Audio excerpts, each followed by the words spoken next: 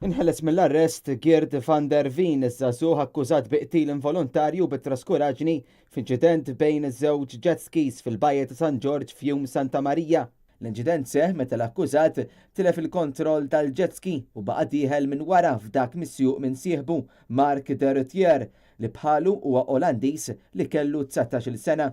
Van der Veen tressaq il-qorti jumejn wara l-inċident u wieġeb mhux ħati tal-akkużi miġjuba kontrih fosthom li saq jet ski taħt l-influwenza tal-alkoħol jew id-drogi.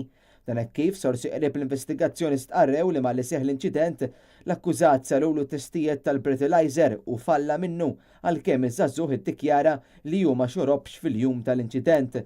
Dan aktarx għax kien għadu taħt l-influenza tal-alkohol mill-lejl ta' qabel. Mela seħ l-inċident fil-Bajja ta' San George f'Pageville persuni fuq il-post ippruvaw jagħtu l-ewwel għajnuna lill-vittma Mart de Rutier. Madankollu ma kien hemm xejn xi jsir kif hu kien iddikjarat mejjed fil-post ftit wara it-tlieta u nofs ta' wara nofsinhar. Il-Maġistrat Aaron Buġejja ħeles lil Van der Veen mill-arrest abbażi li dan kien inċident sfortunat u laqat talba l-ħelsien mill-arrest b'depożitu ta' 5,000 euro u garanzija personali ta' 15,000 euro. Van der Veen qed ikun assistit mill-avukat Josette Sultana.